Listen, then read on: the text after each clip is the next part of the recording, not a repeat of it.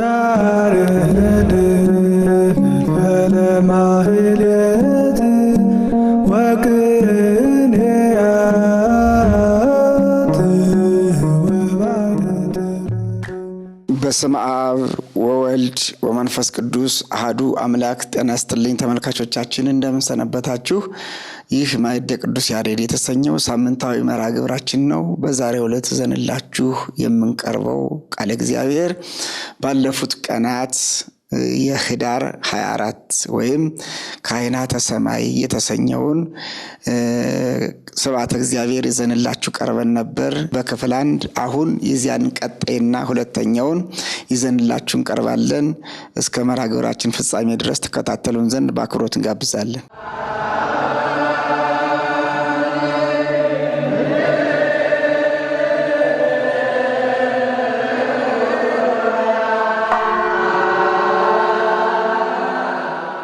ሊቀጠበብት ኃይለ ልዑል ደግሞ የዚህኑ ወረብ ያሰሙንና ወደሚቀጥለው እንሄዳለን።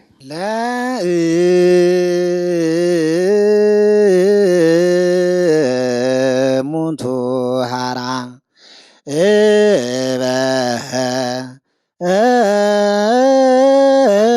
ዮሙ ታውቀ ተክለ ሃይማኖት ዜነ ወጥዩ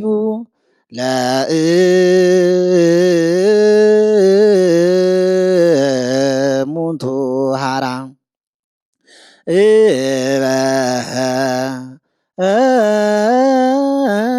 ዮሙ ታውቀ ተክለ ሃይማኖት ዜነ ወጥዩ በእንቲአነ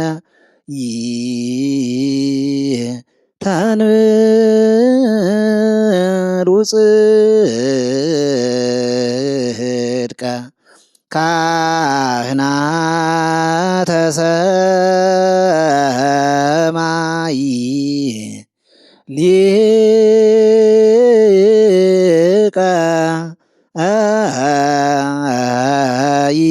ይሴብሑ ሊ በእንቲአነ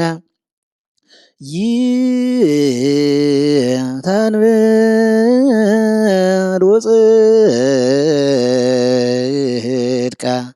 ካህናተ ሰማይ ሊቀ ይሴብሑ ሊ። ቃልዎት ያሰማልን። ተመልካቾቻችን እየተወያየን ያለነው ማዕደ ቅዱስ ያሬድ የተሰኘው ሳምንታዊ መርሃ ግብራችን ነው። እንግዲህ ዛሬ የምንወያይበት ርዕሰ ጉዳይ ዘግይታችሁ ቴሌቪዥናችሁን ለከፈታችሁ የህዳር 24 ቀን የሚከበረውን ዓመታዊ በዓል ካህናተ ሰማይ የተሰኘውን በቅዱስ ያሬድ ድርሰት ከብሉያትና ከአዲሳት እየተጠቃቀሰ ዜማውና ግዕዙ በአማርኛ እየተተረጎመና እየተብራራ በቅዱሳን መጻሕፍት የሚታተትበት መርሃ ግብር ነው። እስከ መርሃ ግብራችን ፍጻሜ ድረስ አብራችሁ እንድንቆዩ በአክብሮት እንጋብዛለን። ሊቀጠበብት ለዳዊክሙ ላይ ያለውን ለካህናት ሰማይ ወመረግደ የሚለውን ዚቅ ያሰሙ። ለካህናት ሰማዮሙ መረግደ እደዊሆሙ ይገሳ ነደ በቅድመ አቡሁ ይሰውእ ወልደ ወማዕጠንቶሙ ይትፈቀር ፈድፋደ። እሺ ኔታ እሳቸው በዜማ ያሰሙንን ትርጓሜውን ደግሞ ለካህናት ሰማይ ወመረግደ ካህናተ ሰማይን መረግድ በሚባል ዕንቁ ሰየማቸው። ደዊሆሙ ይገሳ ነደ እጆቻቸውም እሳትን ይዳስሳሉ። በቅድመ አቡሁ በአባቱ ፊት ይሰው ወልደ ለወልድ ወይም ለእግዚአብሔር ወልድ ምስጋናን ያቀርባሉ። ወማዕጠንቶሙ ይትፈቀር ፈድፋደ ማዕጠንታቸውም እጅግ ፍጹም የተወደደ ነው ይላል ቅዱስ ያሬድ። ምን ማለት ነው? ይሄ መረግድ የተባለው ዕንቁ ሁለት አይነት መልክ አለው፣ ነጭና ቀይ ነው እና በዚያ ነው የሰየማቸው ካህናቱን። ለምንድነው ይሄንን የሰየማቸው? እግዚአብሔር ወልድ ጻዳ በመለኮቱ ወቀይህ በትስብእቱ፣ በመለኮቱ ነጭ ይለዋል።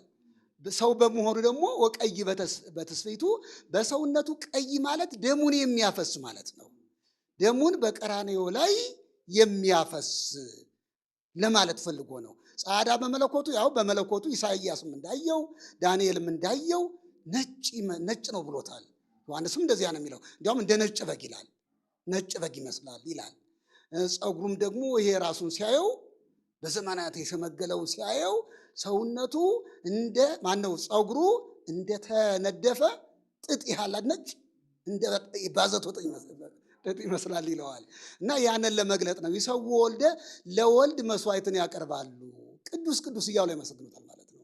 ሌላው ወደ ካህናት ስንመጣ ወደኛ ካህናት ይሰው ወልደ በአባቱ በእግዚአብሔር አብ ፊት ሁልጊዜ ክርስቶስ ይሰዋል።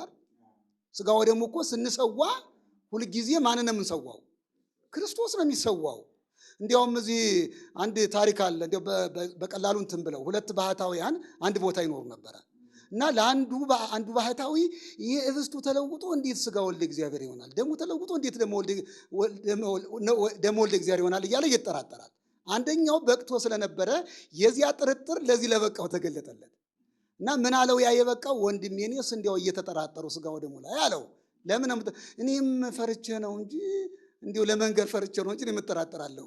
ህብስቱ ተለውጦ እንዴት ስጋ ወልደ እግዚአብሔር ይሆናል፣ ወይኑ ተለውጦ እንዴት ደሞ ወልደ እግዚአብሔር ይሆናል አለው። እስቲ ሄደን ቤተክርስቲያን እግዚአብሔር የሚገልጥልን ምስጢር ይኖራል እስቲ ያለው።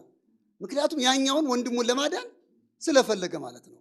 አሁን ሄደው ቆመው ሲያስቀድሱ ሀበነ ሲባል ቄሱ ስጋውን ሲፈትተው ተሰማይ ከአርያም ውስጥ ነጭ በግ ሲወርድ ጻይሉ ላይ ሲተኛ ያንን ሲፈትተው ሲያርደው ሲያወራርደው የካህኑ እጅ የአስሩ ጣቶቹ በደም ሲነከራየው ደንግጦ ወደቀ። ተጠራጥሮ የነበረው ደንግጦ ወደቀ እና እዚያው ላይ ምን አለው? ድምፅ አሰማ መስዋዕቱ ላይ እኔ ሁልጊዜም እንዲህ ይሆናለሁ፣ ስጋዬ እንዲህ ይሆናል። ዛሬ በምላት እሱን ለማዳን ተገለጡ እንጂ ሲሰዋ ስጋዬ በጻሕሉ ላይ ካህኑ ሲሰዋው ሁልጊዜ እንዲሆናል ብሎ አስረድቶታል። ራሱ እግዚአብሔር ማለት ነው። ያንም ሰውዬም ከምን አዳነው? ከጥርጥር አድኖታል ማለት ነው። እና በአባቱ ፊት እግዚአብሔር ወልድ ሁልጊዜ ስጋውን ካህናቱ ይሰዋሉ፣ ይቆርሳሉ፣ ያርዳሉ፣ ስጋውን ያወራርዳሉ። ወማይጠንቶሙ ይትፈቀድ ፈድፋደ እንዲህ የሚያደርጉ ካህናት ደግሞ ያ የሚያጥኑት በወርቅ በጻሕል ማነው በጽና ሆኖ የሚያጥኑት መስዋዕት ዕጣናቸው መስዋዕት ነው፣ የተወደደ ነው። እግዚአብሔር ወዶ ይቀበለዋል ከካህናቱ እጅ ነው የሚለን። የኔታ እዚህ ላይ እንደው ለእኔም አወርድ ያሉን ነገር ትንሽ ለተመልካቾቻችንም መብራራት ያለበት ስለመሰለኝ ነው። ለካህናት ሰማዮ መረግደ ካለ በኋላ እደዊሆሙ ይገሳ ነደ ነው የሚለው። አሁን እዚህ ላይ እንደ ይገሳ ነደና ይሰውኡ ወልደ የሚለው እንደሚያውቁት የኔታ ለካህናተ ሰማይ የተሰጠ አይደለም በቀጥታ ፍቹ። ምክንያቱም እነሱ እንደውም እንዳያዩት ፊታቸውን ይጋርዳሉ አይደል? ወክሊክ ነፍዮም ይከዱን ገጾም አይደል? ስለዚህ አያዩትም እንኳን ለመዳሰስ እና ይሄ ለሐዲስ ኪዳን ካህናት ብቻ የተሰጠ ነው። ለካህናተ ሰማይም አለው ወልድና ነድ የሚለው ካህናተ ሰማይ ይሄ ትርጓሜው አይመችም። ምንድነው? በብሉይ ኪዳን ሕዝቅኤል 8 ላይ እንዳየው ከዙፋኑ ተዚህ ተመንኮራኩር ውስጥ እሳት ይነዳል እና ከሱራፌል አንዱ መጥቶ በእጁ ታፍኖ ከዚያ ከሚነደው ተመንኮራኩር ውስጥ እሳት አወጣ ይላል። እሳቱን አፍሰው ሰድ አለው ይላል ተኪሩቤል አንዱ እና አንዱ ያ ነው። እዚያ የሚነድ እሳት አለ። ያንን ለመግለጥ ነው። ሌላው ግን ዋናው ይሄ ለአዲስ ኪዳን ካህናት የተሰጠ ነው። ማነው? ይገስሱ ነደ ማለት እነዚህ ካህናተ ሰማይ፣ ዲያቆናት፣ ካህናት፣ ሊቃነ ጳጳሳት አባቶቻችን ሁልጊዜ ስጋውን ይቆርሳሉ፣ ደሙንም ይቀዳሉ። ይሄንን ይገስሱ ነደ ማለት ያንን ሊዳስሱት የማይገባቸውን ስጋውን ደሙን ምን ይላሉ? ኪሩቤል ግን አይችሉም። እንዲያውም ዘይተገብረ ለመላእክት ተገበረ ለካህናት። ለመላእክት ያልተሰጠ ስጋ ያልተሰጠ ክህነት ለማን ተሰጠ? ለካህናት ተሰጠ ይላል። እንዲያውም እዚህ ታሪኩ ምን ይላል? ማርቆስ ዮናኒ የሚባል የበቃ አንድ ሰው ነበረ እና ካህኑ ይሄ ስጋው ደሙን ሊቀበል ገባ ወደ ቤተ ክርስቲያን ማለት ነው። እና ስለ ሰውየው ብቃት መልአኩ ተገኘ እና ካህኑ ስጋው ደሙን ሲያቀብል መልአኩ የካህኑን እጅ ይዞ ለማርቆስ ዘዮናኒ ሲያቀብለው አየ ይላል። በእጁ መዳሰስ ስለማይችል ማለት ነው። ስለ ሰውየው ክብር መልአኩ መጣ፣ የካህኑን እጅ ያዘና እንደዚህ አቀበለው ይላል በካህኑ እጅ። ምክንያቱም መልአኩ በእጁ ስጋውን ደሙን መዳሰስ የሚይዝበት ስልጣነ ክህነት ስለሌለ። ቃልዎት ያሰማልን። ግሩም የሆነ ምስጢር ነው የኔታ። እንደው ጊዜ ባይገድበን በእውነት ብዙ ብንሄድ ደስ ይለኛል። እስኪ እንግዲህ ሊቀ ጠበብት ልዑል ኃይለ ልዑል ደግሞ የዚህን ወረብ ያሰሙንና በዚሁ አያይዘው ምልጣኑን አስመላለሙን ይቃኙል።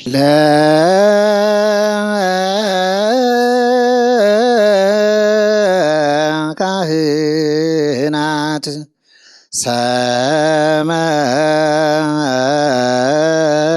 ሰማዮሙ መረግደ ሰማዮ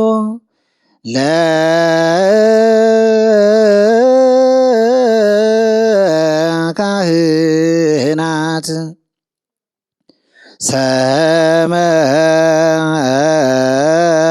ሰማዮሙ መረግደ ሰማዮ በቅድመ አቡሁ ይሰውእ ወልደ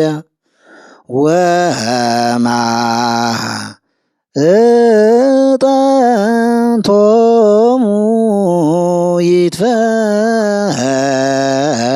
ይትፈቀር ፈርፋ በቅድመ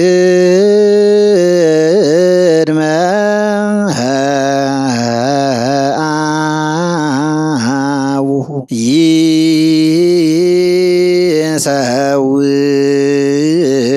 ይሰውእ ወልደ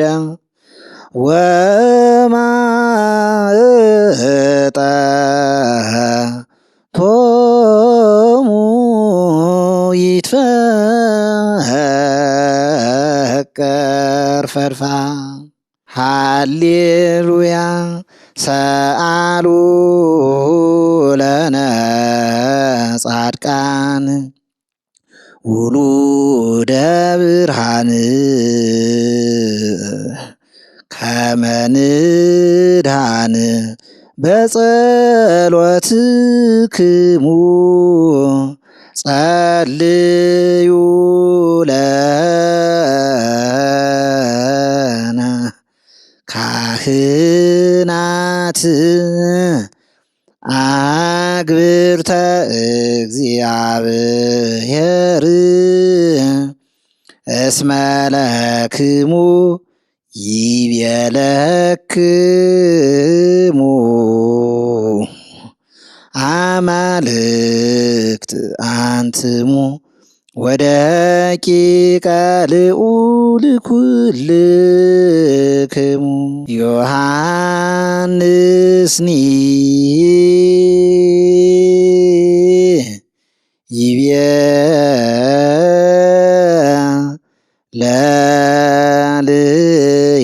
ለልየርኢኩ እሳት መንበሩ ለእግዚአብሔር ይወጽእ ኃይለ መለኮት ወክብርህ በውስተ ውእቱ መንበር ሃለው ካህናት ይቀውሙ አውዶ ኅብራቲሆሙ ይመስል መረግደ ውእቱኒ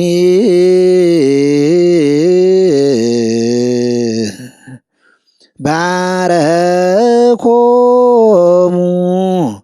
ወወሃቡ ስብሐተ ለፈጣሪሆሙ። ቃልት ያሰማልን ሊቀ ጠበብት ኃይለ ልዑል ደስታ ግሩም የሆነ የቅዱስ ያሬድ ጣዕመ ዜማ በወዝ እያዋዙ አሰምተውናል። በእድሜ በጸጋ ይጠብቅልን።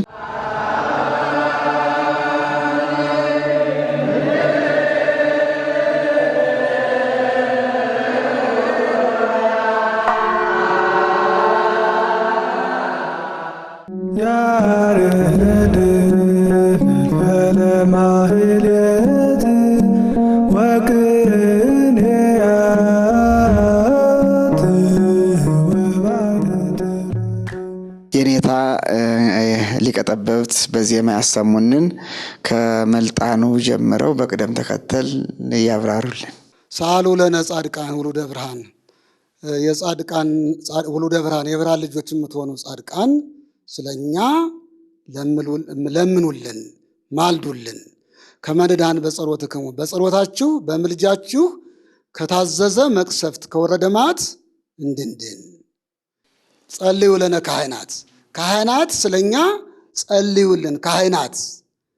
ካህናት ስለኛ የእግዚአብሔር አገልጋዮች የእግዚአብሔር ባሪያዎች የምትሆኑ ካህናት ስለኛ ጸልዩልን። እስመ ለክሙ ይቤለክሙ አማልክት አንትሙ ወደቂቀ ልዑል ኩልክሙ። እግዚአብሔር እናንተን አማልክት ዘበጸጋ የጸጋ አማልክት ወይም የጸጋ ገዢዎች ብሏችኋል። የልዑል እግዚአብሔርም ልጆች ናችሁ ብሏችኋል እግዚአብሔር ነው የሚለው ሊቁ ያሬድ ማለት ነው። እና የከማን የተወሰደው ከመዝሙረ ዳዊት ነው። የምንጩ ያው የራሱን ሐሳብ ጨምረዋል። ሰአሉ ለነ ለምኑልን ማልዱልን በጸሎታችሁ ከመዓት እንድንድን የሚለው እሱ ምልጃ ያቀረበበት ነው። አማልክት አንትሙ ወደቂቀ ልዑል ኩልክሙ ግን መዝሙር 80 ላይ አንሰ እቤ አማልክት አንትሙ ወደቂቀ ልዑል ኩልክሙ እኔ እንዲህ እላለሁ እናንተ አማልክት ናችሁ ሁላችሁም የልዑል እግዚአብሔር ልጆች ናችሁ። ይሄ የብሉይ ኪዳን ካህናት እንደሚታወቁት የአሮን ልጆች ናቸው። ለጊዜው በምሳሌ የተነገረ ለነሱ ነው። እንግዲህ አማልክት ገዢዎች፣ ባለስልጣኖች ማለት ነው። እግዚአብሔር እስራኤልን ከግብፅ ከወጣ በኋላ ስርዓት ሲሰራ ሌዊን ለክህነት ይሁዳ ለመንግስት ሲመርጥ ርስት ሲያካፍል ለካህናቱ ለሌዋውያኑ በወንድሞቻቸው መካከል ለሌዊም እንዳትሰጠው ርስት እንዳትሰጠው ርስቱ እኔ ነኝ ነው ያለ እግዚአብሔር። እና አማልክት ገዢዎች ማለት ሌዋውያን ቤተ መቅደሱን ብቻ ማገልገል ነው። መስዋዕቱን በጊዜው መሰዋት፣ ዕጣኑን ማቅረብ፣ ዝማሬውን ማቅረብ፣ ሌላ ስራ የላቸው።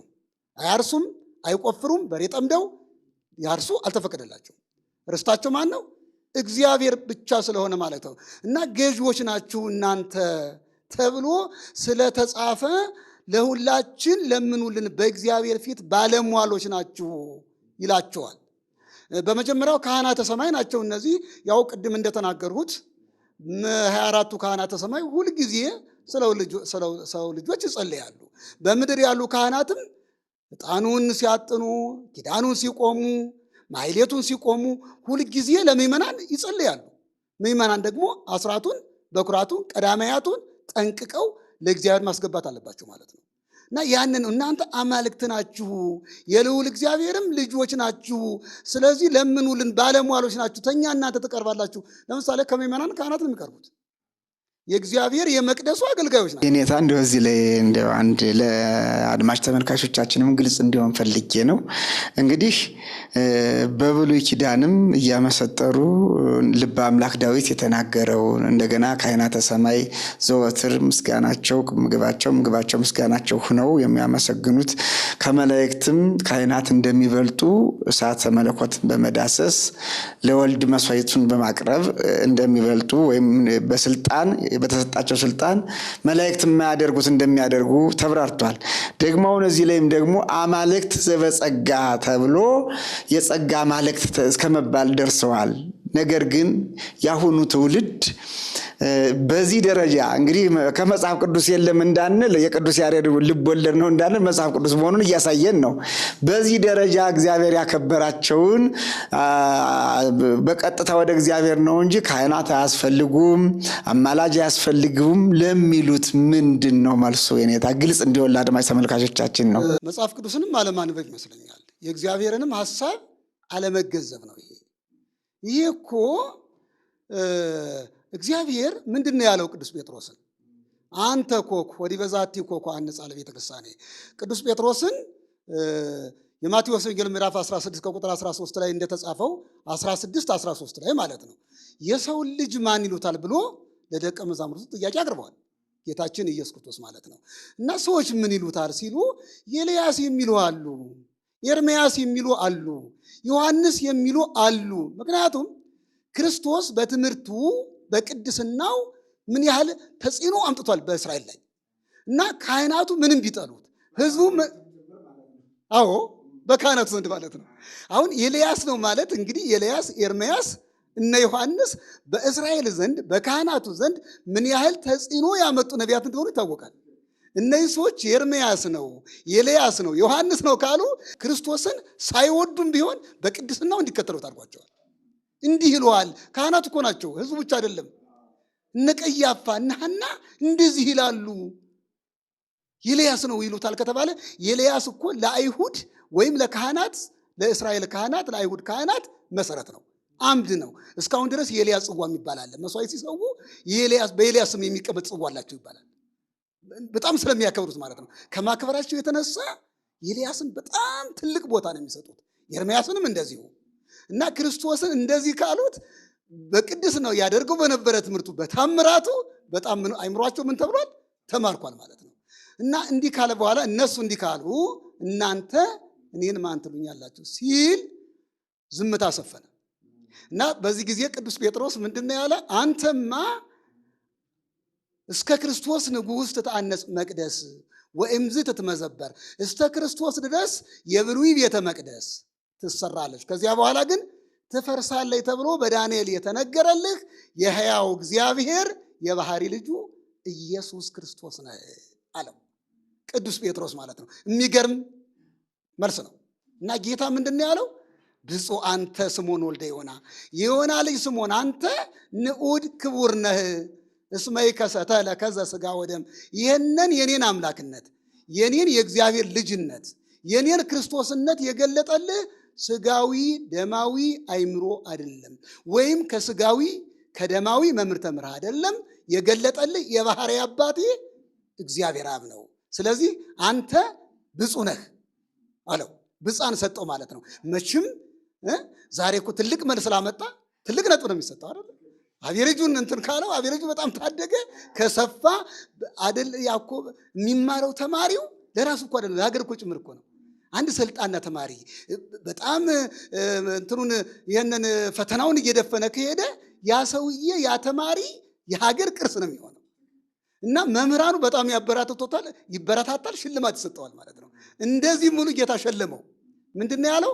አንተ አለት ነህ፣ በዚህ አለት ላይ ቤተክርስቲያኔን እሰራታለሁ፣ የሲኦል ደጆችም ሊያነዋውጧት አይችሉም። ይሄ ነው እኮ ተጽፏል እኮ እዚህ ላይ። በየጊዜው ካህን አያስፈልግም፣ ሐዋርያ አያስፈልግም የሚል ሰው ካለ ሊያነዋውጣት አይችልም ተብሎ ኪዳን ተሰጥቷል። ይሄ ብቻ አይደለም። ወለከ ውበከ መራውተ ዘመንግስተ ሰማያት፣ ዘመንግስተ ሰማያት ለአንተ የመንግስተ ሰማያትን መክፈቻ እሰጣለሁ። ዘአሰርከ በምድር ያሰረው በምድር የታሰረ ይሆናል፣ በሰማይ የፈታው በሰማይ የፈታው በምድር ያሰረው በሰማይ ያታሰረ፣ በምድር የፈታው በሰማይ የተፈታ ይሆናል። ስለዚህ ቁልፉን ተይዘር ተቀብለዋል እኮ። አማላጅ ማለት እኮ ነው። ይህንን ማወቅ ያልተገነዘቡ ሰዎች ናቸው። ይኸው መስዋዕቱ ዕጣኑ የሚያርግ እኮ በካህኑ እጅ እኮ ነው። በካህኑ እጅ። ለምንድን ነው እግዚአብሔር ታዲያ ተቋም የሰራ? ሐዋርያትን ለምን ሾመ? ጳጳሳትን ለምን ሾመ? ዲያቆናትን ለምን ሾመ? እነዚህ እኮ የሕዝቡን ጸሎት እንዲያሳርጉ በእነሱ ልመና በእነሱ ጸሎት እኮ እግዚአብሔር ይቅርታውን እንደሚያመጣ እኮ ነው። እስራኤል ሲበድሉ ሙሴ ጸለዩ አይደለም ወይ ያሰረቃቸው? ምንድን ነው ያሉት እኮ እንትን እስራኤል በደሉ፣ ሲበድሉ ቸነፈር ወርዶ ፈጃቸው። የዘኍልቍ 22 ላይ 21 ላይ እንደተጻፈው ማለት ነው። እና እስራኤል ተሰብስበው ምንድነው ያሉት? ሙሴ በድለናል፣ ከኛ በደል ከኛ ኃጢአት ከኛ ስህተት አይጠፋም፣ እባክህ እግዚአብሔርን ምን በልልን ለምንልን፣ አማልደን አስታርቀን። ሙሴ እግዚአብሔርን እኮ ተቆጣ የመለሰው እኮ ሙሴ እኮ ነው። እና እንጥስዮሙ ለእሉ ጠስየን ሊተ መጽሐፍ ወዘጻፍከኒ፣ እነሱን አጠፋቸዋለሁ፣ እነዚህ በእኔ ትክ ባሕር ከፍዬ ጠላት አስጥሜ ያወጣኋቸውም እኔን ትተው የወርቅ እምቦሳ አቁመው አምልከዋልና እነሱን እልም ድርግም ላድርጋቸውና አንተም በከበረ ሕዝብ ላይ ልሹምህ ሲለው ምንድነው ያለ ሙሴ? እነሱን ከምታጠፋቸው እኔን ከሕይወት መጽሐፍ አጥፋኝ ሲለው ስለ አንተ ምሬአለሁ ነው ያለ እግዚአብሔር። ስለ አንተ እራርቻለሁ። በብሉይ ኪዳንም አለ በአዲስ ኪዳንም ይሄ ይቀጥላል። ይሄ ስልጣን ተሰጥቷል። ስልጣን የሰጠውን ማን ነው የሚገፍ? እና በምድር ያሰርከው በሰማይ የታሰረ ይሆናል። ምን ማለት ነው? ካህኑ ካሰረው እኮ በቃለት ማለት እኮ ነው። በቃ ካህኑ ሰውየውን መፍታት አለበት፣ ለዚያ መጸለይ አለበት። እና ይሄ ብቻ ጥቅስ በቂ ነው። መመልከት፣ ማንበብ መጠየቅ አስፈላጊ ነው። የዛሬ ዘመን ሰዎች ምንድነው መማር አይፈልጉም። መጽሐፍ እኮ አንቦ መምህር አይሆንም አይደል? አንባቢ ሊሆን ይቻላል። ሳይማሩ መምህር የሚባል ነገር የለም። ከመምህራን መጠየቅ ነው ትልቁ መድኃኒት የሚሆነው። ያልተተረጎመውን የሚተረጉሙ እኮ መጻሕፍትን አስማምተው የሚያስታርቁ መጻሕፍትን አይጹቅ እኮ ይላቸዋል። እና መምህራን ምን ይላቸዋል? ፋናን ብርሃን የሚያወጡ መምህራን ናቸው። ስለዚህ ምስጢሩን ደልድለው አስታርቀው የሚተረጉሙ መምህራን እንጂ እንዲያው መጽሐፍ አንብቦ መምህር መሆን አይቻልም። እንደው በዚህ በዓለማዊው ዲክሽነሪ በሚባለው ያላስተማሪ የሚል መጽሐፍ አለና እንደዚያ ወስዶት ነው መሰለኝ እኔታ እንደው ያላስተማሪ እያነበቡ መምህር እየሆኑ ይመስለኛል እንጂ ያላስተማሪም እኮ ያንን ቢመለከቱ እኮ ግዴታ ወደ ክፍል እኮ መሄድ አለባቸው። መመረቅ እኮ አለባቸው ተምረው። ያንን እኮ ያላስተማሪ የሚባለው ምን ለማለት ነው? ቋንቋውን ለመልመድ እንጂ ትምህርቱን ትምህርቱ አጋዥ እንጂ መምህር እኮ አይሆንም። መጽሐፉ አይሆንም፣ አጋዥ ነው። በዚያ መንፈስ እያዩት ነው። ልክ ነው። ተመልካቾቻችን እየተወያየን ያለ ነው ማዕደ ቅዱስ ያሬድ የተሰኘውን ሳምንታዊ መርሐ ግብር ነው። በዛሬው ዕለት ደግሞ የካህናተ ሰማይ የ24ቱ ካህናተ ሰማይ ክብራቸው፣ ምስጋናቸው፣ ለሰው ልጆች ደግሞ የሚያደርጉት ጸሎትና ምልጃ ወደ እግዚአብሔር የሚያቀርቡት እግዚአብሔር በእነሱ አማካይነት ለሰው ልጆች የሚያደርገው ምሕረት አስመልክቶ ቅዱስ ያሬድ በደረሰው ድርሰቱ እንዲሁም ኢትዮጵያው ጻድቅ አባታችን አቡነ ተክለ ሃይማኖት በተጋድሎውና በጸሎቱ በእግዚአብሔር ቸርነትና እርዳታ ታግዞ የካህናተ ሰማይን ክብር እስከ መተካከል የደረሰበት ዕለት መታሰቢያ ጭምር ነው። ይህንን እንግዲህ በቅዱስ ያሬድ ድርሰት ከመጻሕፍት ጋር እያጣቀስን እያቀረብንላችሁ ነው። እስከ መርሐ ግብራችን ፍጻሜ ድረስ አብራችሁን ትቆዩ በአክብሮት እንጋብዛለን። የኔታ ወደሚቀጥለው እንድርስ መላለሙ የተቃኘውን ደግሞ በዚያው ያብራሩልን። ዮሐንስ እንዲህ አለ፣ ርኢኩ መንበሮ የእግዚአብሔርን ዙፋን አየሁ ይላል እና እሙስተ ውእቱ መንበር ይወፅእ ኃይለ መለኮት፣ ከዚያ ከዙፋኑም የመለኮት ክብርና ኃይል ሲወጣ አየሁ ይላል። አለው ካህናት ይቀውሙ አውዶ፣ ካህናተ ሰማይም በዙሪያው ቁመው ነበረ። ኅብራቲሆሙ ይመስል መረግደ፣ መልካቸው መረግድ የሚባል ዕንቁን ይመስል ነበረ። ውቱኒ ባረኮሙ፣ እሱ ባረካቸው አከበራቸው፣ እነሱም ለፈጣሪያቸው ምስጋናን አቀረቡ ይላል። እንግዲህ የዮሐንስ መጽሐፍ ወይም ራእየ ዮሐንስ ከምዕራፍ 4 ጀምሮ እስከ 22 ድረስ ራእይ ነው። ዮሐንስ የሚገርም ሐዋርያ ነው። ኃላፊያትም መጻያትም የተገለጡለት ታላቅ ነቢይ ነው። የሰማዩን ምስጢር የነገረን ይሄ ሐዋርያ ነው። ቅዱስ ጳውሎስም ተናግሯል። ደግሞ የዮሐንስ ራእይ ለየት ያለ ነው እና ምንድነው? ዙፋን በሰማይ አየሁ፣ ካህናቱም በዙሪያው ቁመው ነበረ፣ ቅዱስ ቅዱስ እያሉ ያመሰግኑት ነበረ። ዙፋኑም ደግሞ ከዙፋኑ ውስጥ ኃይል ይወጣል፣ የመለኮት ኃይል ይወጣል፣ መግቦቱ ይወጣል፣ ጸጋው ይወጣል፣ በረከቱ ይወጣል፣ ዓለምን ይሸፍናል። ከዙፋኑ የሚወጣው በረከት እኮ ነው ዓለምን የሚጠብቀው። መግቦቱ እኮ ተዚያ ነው የሚፈሰው። ከዙፋኑ ስር የመለኮት ኃይልና ክብር ወጣ ማለት ከመለኮት የሚገኘው በረከት በዚህ ዓለም ሰይጣን ሰውን ድል እንዳያደርገው ቸነፈር እንዳይመጣ መቅሰፍት እንዳይመጣ ሰዎች የሰው ልጆች ሁሉ መከራ ውስጥ እንዳይገቡ ከዙፋኑ ምሕረት ቸርነት ይወጣል፣ ኃይል ይወጣል። ያ ኃይል ወደኛ ነው የሚፈሰው። የመለኮት ጥበቃው ማለት ነው መግቦቱ። በጊዜው ጊዜ ዝናብ እንዲመጣ ደመናት እንዲመጡ መሬት የዘሩባትን እንድታበቅል የተከሉባትን እንድታጸድቅ በበረከት ምድር ሁሉ እንድትሞላ ከዙፋኑ የመለኮት ኃይል ይወጣል። ካህናቱም ደግሞ ካህናተ ሰማይ ያመሰግኑታል። ሲያመሰግኑት ደግሞ እነሱ በጣዕም ላይ ጣዕም፣ በጸጋ ላይ ጸጋ፣ በበረከት ላይ በረከት፣ በስልጣን ላይ ስልጣን እየተጨመረላቸው ካህናተ ሰማይ በክብር ላይ ክብር እያገኙ ይሄዳሉ ሲያመሰግኑ ማለት ነው። እግዚአብሔር ተሁሉ ምን ይወዳል? ምስጋና ስለሚወድ ማለት ነው። እና እስመ አንተ ትፈድዮ ለኩሉ በከመ ምግባሩ፣ ለእያንዳንዱ እንደ ስራው ትከፍለዋለህ ተብሎ እንደተጻፈ ካህናትም ባመሰገኑ ካህናተ ሰማይ ባመሰገኑ ቁጥር ልዕልናቸው ከፍ እያለ ይሄዳል ማለት ነው። አውዶ በዙሪያው የቆሙ ካህናት አሉ፣ ካህናተ ሰማይ ማለት ነው። ወደ ምድር ስንመጣ ደግሞ እብራቲሆሙ ይመስል መረግደ፣ መልካቸው ምን ይመስላል? መረግድ የሚመስልን ቅድም ያልነው ማለት ነው። እንቁን ይመስላል። ምክንያቱም ሁለት ነገር ስለሚያገለግሉ ትስብእትንም የተዋሃደው መለኮትና ትስብእት ተዋህደው የለም ያንን ስለሚያገለግሉ ስለ ትስብእት ይሄ መረግድ የተባለው ቀይነት የቀይ መልክ አለው በአንድ ጎን ደግሞ ነጭ ነው። ስለዚህ ትስብእት የተዋሃደው መለኮትን እግዚአብሔር ወልድን ያመሰግኑታል፣ ይዘምሩለታል። ከአብ ከመንፈስ ቅዱስ ጋር በአንድ ምስጋና በአንድ አምልኮ ስለሚመለክ ማለት ነው። ሰው ስለሆነ ከባህሪ አባቱ ከባህሪ ሕይወቱ ከመንፈስ ቅዱስ ቅንጣት ስለማያንሱ ማለት ነው። እንዲያውም የሚገርመው በራዕየ ዮሐንስ ስንመለከት የበጉ ምስጋና ነው የሚበዛው ስናነበው። ምክንያቱም ድል ነስቶ ስለሄደ ማለት ነው። የአባቱን ፈቃድ ፈጽሞ ያለምንም መሸራረፍ እስመ በፈቃዱ ወስምረት አቡሁ ወመንፈስ ቅዱስ ቅዱስ ኤፍሬም እንደተናገረው ማለት ነው። በአባቱ ፈቃድ በራሱ ፈቃድ በመንፈስ ቅዱስ ፈቃድ መጥቶ አዳነን። እግዚአብሔር አብ፣ እግዚአብሔር ወልድ፣ እግዚአብሔር መንፈስ ቅዱስ በፈቃድ አንድ ባይሆኑ ወልድ እኮ አይመጣም። የሶስቱም የፈቃድ ጽምረት አለ። እሱ ፈቃደኛ ነው፣ በእርግጥ ለመሞት ፈቃደኛ ነው። ግን ባህሪያቸው አይደል እንዴ? አብ እኮ ያለ ወልድ አይኖርም። የህልውና ጉዳይ እኮ ነው። ወልድም ያለ አብ አይኖርም። መንፈስ ቅዱስም ያለ አብ ያለ ወልድ አይኖርም። አብ ወልድም ያለ መንፈስ ቅዱስ መኖር ህልውና የለም ማለት ነው። ስለዚህ ወደዚህ ዓለም ሲመጣ የሶስቱም ፈቃድ ውጤት ነው ማለት ነው። ውእቱኒ ባረኮሙ ወሃቡ ስብሐተ ለፈጣሪሁ፣ እሱ ባረካቸው አከበራቸው ሲያመሰግኑት፣ ቅዱስ ቅዱስ እያሉ ሲያመሰግኑት፣ እሱ ደግሞ ምን አላቸው? በጸጋ ላይ ጸጋ፣ በጣዕም ላይ ጣዕም፣ በልዕልና ላይ ልዕልና፣ በክብር ላይ ክብር ይጨምራቸዋል ማለት ነው ለካህናት። በዚህ ዓለም ያሉ ካህናት ደግሞ ያለ ኃጢአት ህዝቡን በማገልገል ያለ አድሎ በትክክል ለክርስቲያኑ ሁሉ ሲያገለግሉ የክህነታቸውን አደራ ሲወጡ እግዚአብሔር ደግሞ ከፍታ ይሰጣል ለካህናቱ። ልዩ ክብር እኮ አላቸው ለካህናቱ። ካህንና ምእመን ክብራቸው አንድ አይደለም። መንግስተ ሰማያት አንድ ቢሆንም የክብር የአገልግሎት አክሊል እኮ አለ። የካህኑ ልዩ እኮ ነው በእግዚአብሔር ዘንድ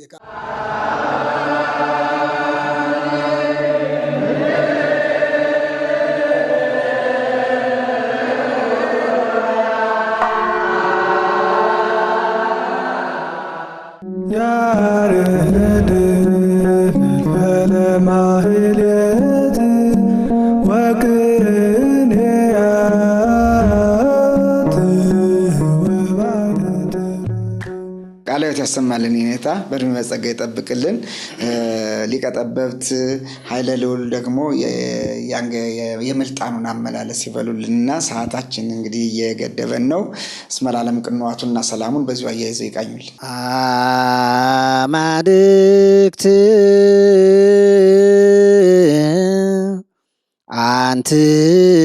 አንትሙ ወደቂቀ ልዑል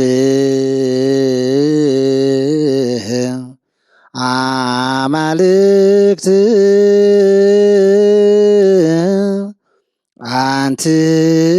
አንትሙ ወደቂቀ ልዑል ኩልክሙ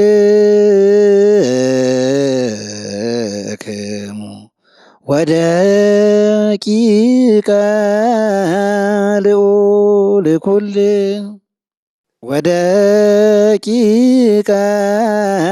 ልዑል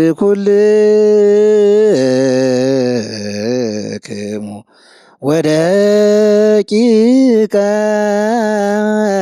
ልዑል ኩል እምደቂቀ ሌዊ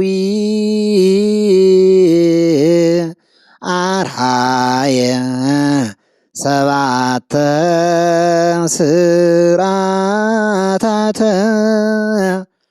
በደብተራ ስም ሴሞሙ ካህናተ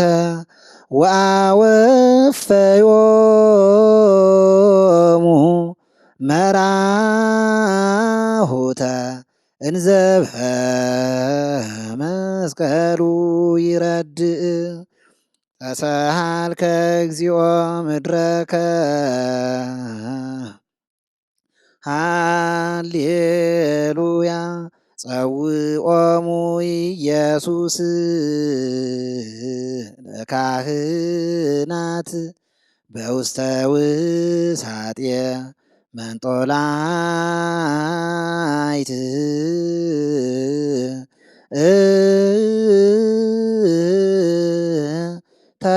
ተናገሮሙ ሰላም ወአፍቀሮሙ ፈድፋደ። እግዚአብሔር ይስጥልን። ሊቀ ጠበብት ኃይለልዑል ደስታ ግሩም የሆነ ቅዱስ ያሬድ ጣዕመ ዜማ አሰምተውናል። የኔታ እንግዲህ ያው አቡኑም ነበረ ሰዓት ስለገደበን ነው ወደ ቅንዋቱ ሄድን። ደቂቀ ሌዊ አርአየ ሰባተ ስርዓታተ። ይህ ሰባት ስርዓቶች የተባሉት እነማን ናቸው? ምስጢራቸውና ትርጓሜያቸው ምን ይመስላል የሚለውን እስኪ ያብራሩልን። እምደቂቀ ሌዊ አርአየ ሰባተ ስርዓታተ ከሌዊ ልጆች ጀምሮ ማለት ነው። እግዚአብሔር ሰባት ስርዓታትን አሳየ ወይም ገለጠ ወይም ሰራ። በደብተራ ስም በምስክሩ ድንኳን ማለት ነው። ሴሞሙ ካህናት አድርጎ ሾማቸው። ወአወፈዮሙ መራሁተ በመስቀሉም እየተራዳ ስልጣንን ሰጣቸው። መራሁት ማለት ግሱ ቁልፍ ማለት ነው። ቁልፍን ሰጣቸው ማለት ነው። ይሄ የተወሰደው ከዘጸአት 25 ጀምሮ ነው።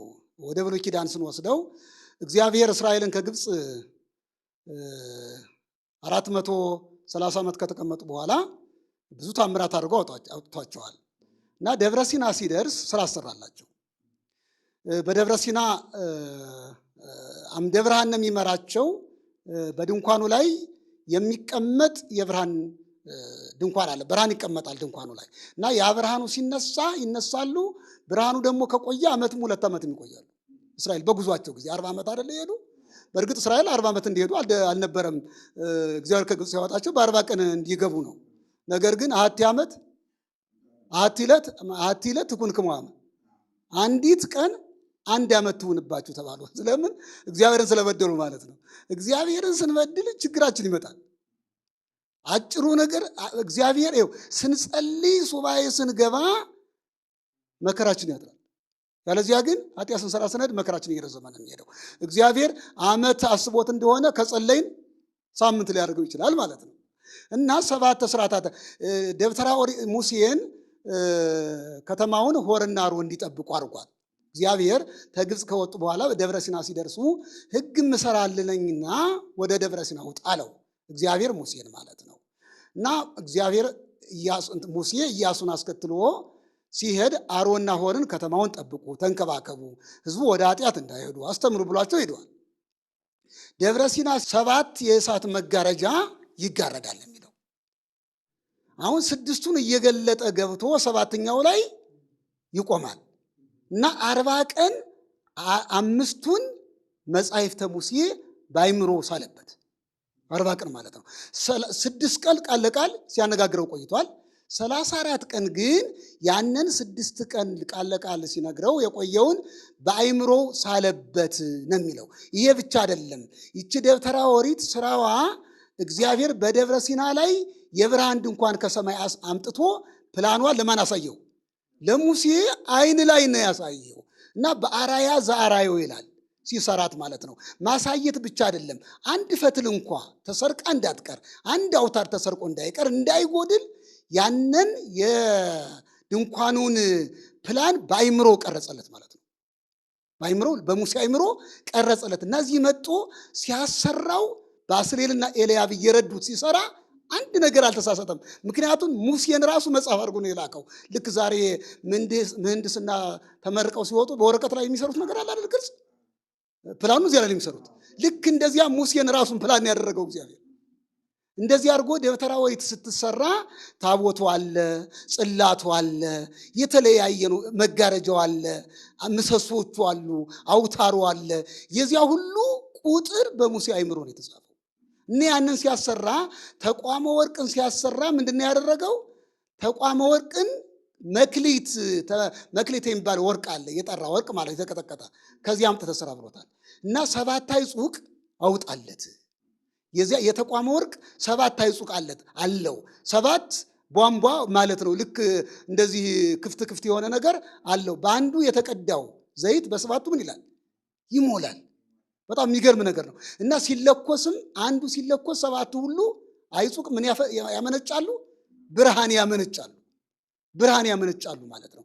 እና 7 የሚለው በብሉይ ኪዳን ሆነ በሐዲስ ኪዳን የእግዚአብሔር ምስጢራዊ ቁጥር ነው። በዕብራውያን ሳዊሮስ ዘአንጾኪያ ምን አለ?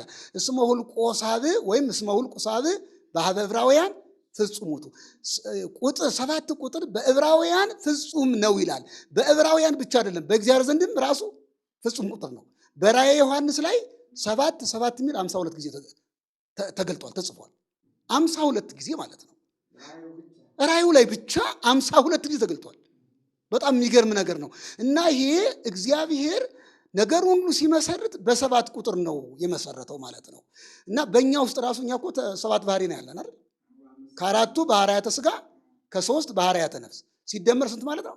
7 ማለት ነው። እና የእግዚአብሔር ፍጹም ቁጥር ነው። ወደ አዲስ ኪዳን ስንመጣ ግን ለካህናት 7 ማዕርጋት አሉ። 7ቱ ማዕርጋት ሊቃነ ጳጳሳት፣ ሊቀ ጳጳስ፣ ጳጳስ፣ የኤጲስቆጶስ፣ ኮሬ ኤጲስቆጶስ ይባላል። በሌላ አነጋገር ቆሞስ ማለት ነው። እንደገና ካህን እና ዲያቆን፣ ንፍቀ ዲያቆን። ወደ አዲስ ኪዳን ስንመጣ የተሰጡ ሀብታተ ክህነት እነዚህ ናቸው። በብሉይ ኪዳን እነዚያ ይገልጻሉ። ራሱ የእሳት መጋረጃም 7ቱ መንጦላይት 7 ነው የተዘረጋው ማለት ነው። እንደገና በአይጹቁ ላይ ያለውም ደግሞ 7 አይጹቅ ነው ያለ። በብሉይ ኪዳን ይሄን እግዚአብሔር ተጠቅሞበታል። ወደ አዲስ ኪዳን ሳንመጣ ደግሞ ይሄንን ቁጥር ሲያዛንፍ 7 ሀብታተ ክህነት ለቤተ ክርስቲያናችን እግዚአብሔር ሰጥቷል ማለት ነው። እና ይሄንን ለመግለጥ ነው 7 ስርዓታተ ማለት ለሌዋውያን፣ ለጳጳሳት፣ ለካህናት 7 ማዕረጋተ ሀብታት ለቤተ ክርስቲያን ሰጥቶ ቤተ ክርስቲያን እንድትገለገል አደረገ። ይሄም ደግሞ በሲመተ እድ በአንብሮተ እድ የሚሰጣለ፣ እንደገና በንፋት የሚሰጣለ ማለት ነው። ሁሉም ከሊቀ ጳጳስ ጀምሮ እስከ ቄስ ያለው በአንብሮተ እድ ይሰጣል። እጃቸውን አባቶቻችን በካህኑ ላይ ጭነው ይሾሙታል። ጳጳስም ሲሾም እንደዚያ ነው ማለት ነው። ከዚያ በታች ያሉት ግን በእስትንፋስ በቃል ይሾማል። ንፍቀ ዲያቆን፣ ዲያቆን የሚለው ማለት ነው። እና እነዚህን ማዕረጋት ለመግለጥ ነው 7 አራየ 7 ስርዓታተ የሚለው። ስርዓታተ ሲመት ማለት ነው። ስርዓታተ ክህነት ማለት ነው። እነዚህ ይሄን ነው የሚያመለክተው ማለት ነው። በብሉይ ኪዳን ነው የክህነት ሀብት የተጀመረው ማለት ነው። ሌላው ለዳዊትም 7 ሀብታት ተሰጠውታል አይደል? ለዳዊት 7 ሀብታት ተሰጠውታል። ክህነት ተሰጥቶታል፣ ትንቢት ተሰጥቶታል፣ ፈውስ ተሰጥቶታል፣ ሀብተ መዊ ተሰጥቶታል፣ ሀብተ ግርማ ተሰጥቶታል፣ ሀብተ ሞገስ ተሰጥቶታል። እነዚህ 7 ናቸው የሚሆኑት የዳዊት የተሰጡት ማለት ነው። እነዚህ ሁሉ ክህነትን የሚገልጡ ናቸው ማለት ነው። ሌላው ጸወሙ ኢየሱስ ለካህናት በውስተ ውሳጤ መንጦላይት ይላል ሰላሙ። ኢየሱስ ክርስቶስ ካህናትን በመጋረጃ ውስጥ ምን አላቸው? ጠራቸው። ተናገሮሙ ሰላመ ወአፍቀሮሙ ፈድፋደ። እግዚአብሔርም ሰላምን ተናገራቸው። ኢየሱስ ክርስቶስ ፈጽሞ ወደዳቸው ይላል። ሌላውን አይወድም ማለት አይደለም። እግዚአብሔር ያዳለም አይደል? ግን ልዩ የክህነት አገልግሎት ሰጣቸው ማለት ነው እንጂ በውስተ ውሳጤ መንጦላይት ማለት ይህ ከአትናቴዎስ ነው የተወሰደው። ጌታ ይህን ዓለም ካሳለፈ በኋላ ኃጥአንም ሁሩ ምን ይባላሉ? እናንተ ዓለም ሳይፈጠር ለሰይጣንና ለመላእክቱ ወደ ተዘጋጀው ወደ ዘላለም እሳት ሂዱ ብሎ ኃጥአንን ምን ይላል? ይሸኛል።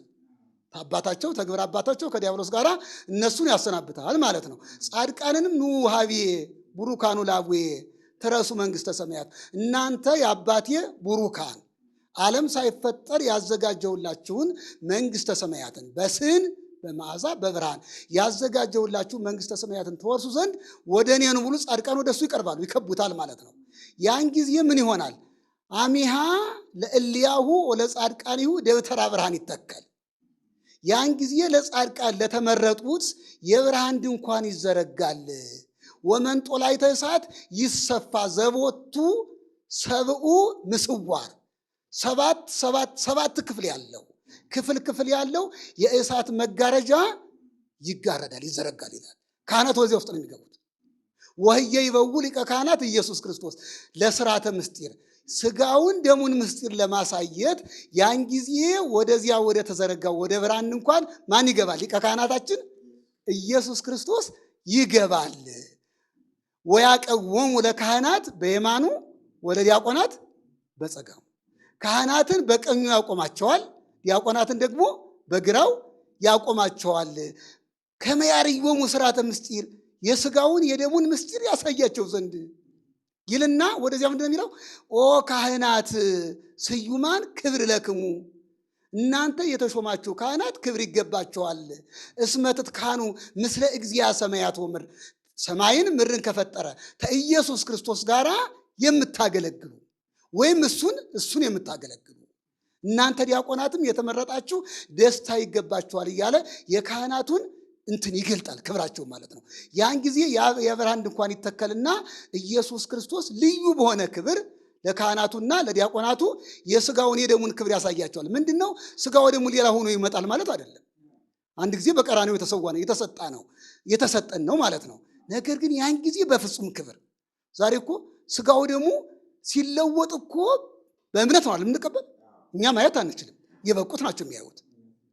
ይህ የክርስቶስ ስጋ ነው፣ ይህ የክርስቶስ ደም ነው ብሎ ካህኑ ሲባርከው ከህብስት ወደ ከዊነ ስጋ አምላክ፣ ከከዊነ ወይን ወደ ከዊነ ደመ ወልደ እግዚአብሔር፣ ከህብስትነት ወደ ስጋ ወደሙ፣ ከወይንነት ወደ ደሙ ሲለወጥ ካህኑም ዲያቆናቱም ምእመናኑም አያዩትም። ያን ጊዜ ግን እየታየ ማለት ነው። ምክንያቱም ልዩ የኛም መገለ እንትን ስለሚመጣ ማለት ነው። ይሄ አስተርእዮ የሚባለው ያለ መከልከል ምስጢር ያን ጊዜ እግዚአብሔር የሚያውቀውን ሁሉ እናውቃለን ማለት አይደለም። ነገር ግን ለኛ የሆነው ምስጢር ሁሉ ለካህናት ይገለጣል። ልዩ በሆነ በዚያ በመንጦላዕት ውስጥ ካህናቱን ጠርቶ ይህንን የካህናቱን አገልግሎት ያሳያቸዋል። ክብራቸውን ዛሬ በቅድስና በንጽህና ያለ አድሎ ስጋ ወደሙን በሚገባ ለሰው ካህናትና ለደሙን ለሚቀዱ ዲያቆናት ማለት ነው። እና እንዲህ አድርጎ ያ የእሳት መጋረጃ ተጋርዶ የብርሃን ድንኳን ተተክሎ እግዚአብሔር ካህናቱን በልዩ ክብር የሚያከብርበትን ምስጢር ሊቁ አትናቴዎስ የገለጠበት ነው ማለት ነው። እና በጣም ደስ የሚያሰኝ ነው። ያን ጊዜ የሚደረገው ምስጢር ልዩ መሆኑን ማሳየት እንጂ ሌላ ስጋ ወደሙ ይመጣል ማለት አይደለም። ሉቃስ 12 ላይም ያን ጊዜ ይላል ብፁዓን ናቸው ብፁዓን አግብርት ይልና ጌታቸው ከሰርግ እስከሚመለስ ድረስ ጌታቸውን ሲያገለግሉ የሚቆዩ ባሪያዎች ወይም የታመኑ ባሪያዎች ብፁዓን ናቸው ይልና ያን ጊዜ ታጥቆ ያገለግላቸዋል ይላል። ማን? ጌታችን ኢየሱስ ክርስቶስ ያገለግላቸዋል ማለት ያከብራቸዋል ማለት ነው።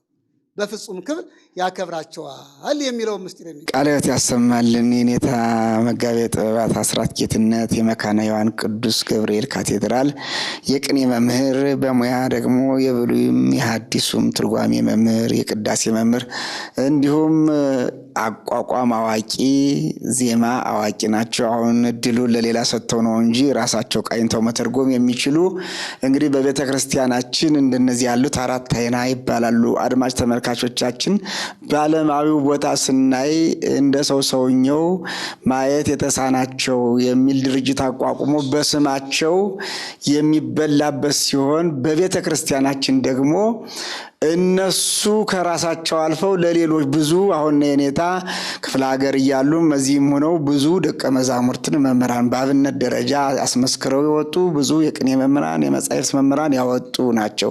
ቤተክርስቲያናችን እንደዚህ በስማቸው የምትነግር ሳይሆን በስማቸውም በግብራቸውም የምትጠቀም አራት አይና አሁን ይህን ሁሉ ቃለ እግዚአብሔር ሲናገሩት አንድ መጽሐፍ አላስነበቡም። በቃላቸው ዘሩን ይዘው ትርጉሙን ተርጉመው ምስጢሩን አደላርለው ደግሞ ተዛማጁን ከተለያዩ ቅዱሳን መጻሕፍት አጣቅሰው የሚያቀርቡ ሊቃውንት ያሉባት ቤተክርስቲያንና ቅዱስ ቤተክርስቲያናችን አምላከ ቅዱስ ያሬድ ለመምህራን አስበ መምህራን ያድልልን። እግዚአብሔር በእድሜ በጸጋ ይጠብቅልን። እንግዲህ ሊቃውንተ ቤተክርስቲያን ጥሪያችን አክብራችሁ እዚህ ስቱዲዮአችን ተገኝታችሁ ዕውቀታችሁን ለአድማጭ ተመልካቾቻችን ስላካፈላችሁ በቅዱስ ቤተክርስቲያን ስም ልባዊ ምስጋናችንን እናቀርባለን። እንዲሁ ሁሌም በመንጠራችሁ ጊዜ እየተገኛችሁ ዕውቀታችሁን ለተመልካቾቻችን እንደምታካፍሉ ደግሞ ሙሉ እምነታችን ነው። እግዚአብሔር በእድሜ በጸጋ ይጠብቅልን፣ የሊቃውንትን በረከት ያድልልን። ተመልካቾቻችን ቆይታችን ይህን ይመስል ነበር። በቀጣይ ሳምንት በሌላ ርዕሰ ጉዳይ እስከምንገናኝ ከኔ ጋር በዚህ ተሰናብተናል። ከቀሪ መርሃ ግብሮቻችን ጋር አብራችሁ እንድትቆዩ በአክብሮት እንጋብዛለን።